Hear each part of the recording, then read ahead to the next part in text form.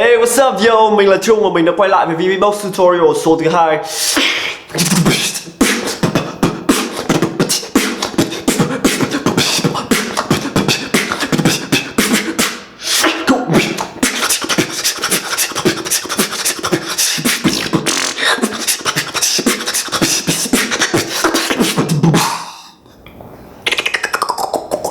Ở VBox Tutorial số lần này mình sẽ chỉ các bạn làm nào để làm được kỹ thuật inward drag và cách áp dụng nó trong những đoạn beat của mình. Và kỹ thuật inward drag là gì? Inward drag là đoạn như thế này.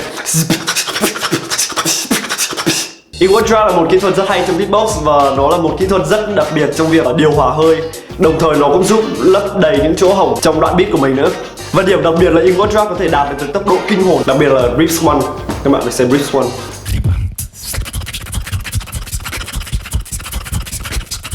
Inward drag được chia ra làm 3 loại và nó nghe như thế này. Loại nhất, loại thứ hai, loại thứ ba. Loại thứ nhất, loại này có thể nói là loại phổ biến nhất trong inward drag và nó được sử dụng nhiều nhất bởi beatboxer Rips One. Và Rips One cũng có thể nói là beatboxer đỉnh nhất trong kỹ thuật này. Kỹ thuật này nó bao gồm hai phần ra và phần vào. Thực ra là inward drag nào cũng có phần ra phần vào, nhưng mà cấu tạo nó là như sau: một âm ra và hai âm vào. Thì nó là hai âm vào, một âm ra.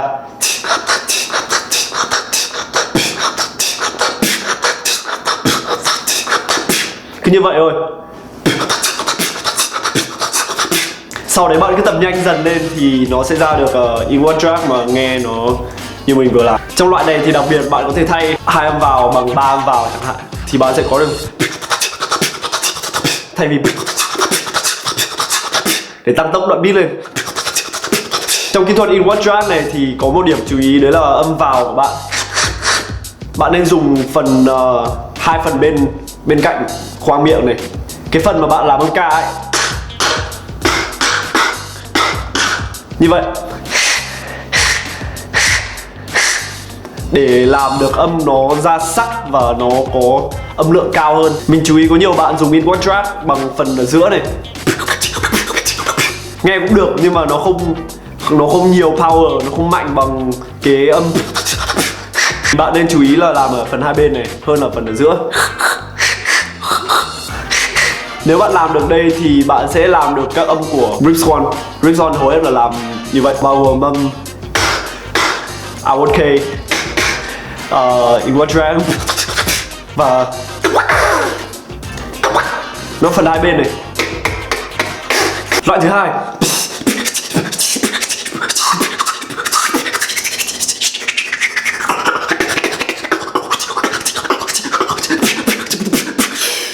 kỹ thuật này được tìm ra bởi beatboxer Skiller, và Skiller là quán quân vô địch beatbox thế giới năm 2012. Cực kỳ khủng. Kỹ thuật này thực ra rất đơn giản và nó bao gồm 3 phần. Nó hơi ngược với inward drag của Rips One một tí, đấy là kỹ thuật này nó có hai âm ra và một âm vào. Thì đại loại nó sẽ như sau: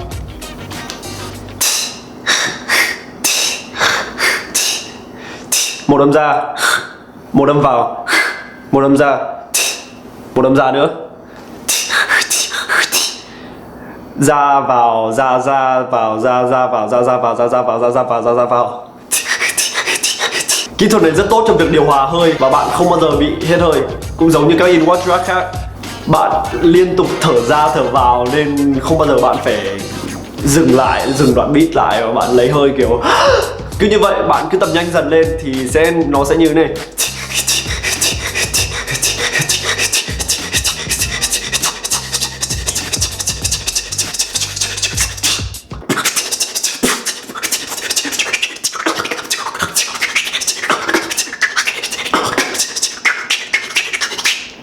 Và loại thứ ba,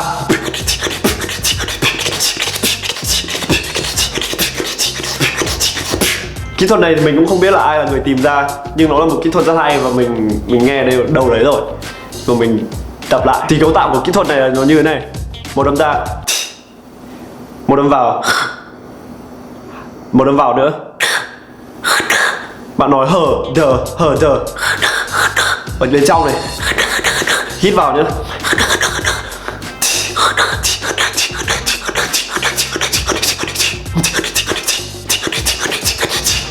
Xong cứ tập nhanh lên thôi, cũng giống như hai cái kia. Mà cao hơn một mức thì bạn sẽ làm như thế này.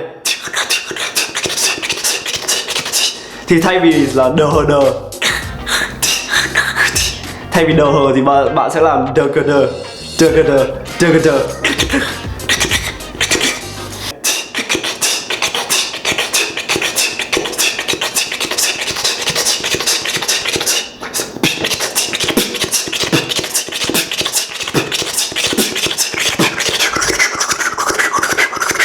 Kỹ thuật in one track này như là bài tập thở cho beatboxer, bạn có thể điều hòa hơi của mình tốt hơn và đồng thời bạn cũng có thể đạt được đến tốc độ cao hơn mà không bị mất sức. Và tutorial số thứ 2 của VBeatbox đến đây là kết thúc. Và nếu các bạn thấy hay thì đừng quên bấm like và subscribe để ủng hộ cho VBeatbox ra nhiều tutorial hơn nữa. Chúc các bạn thành công.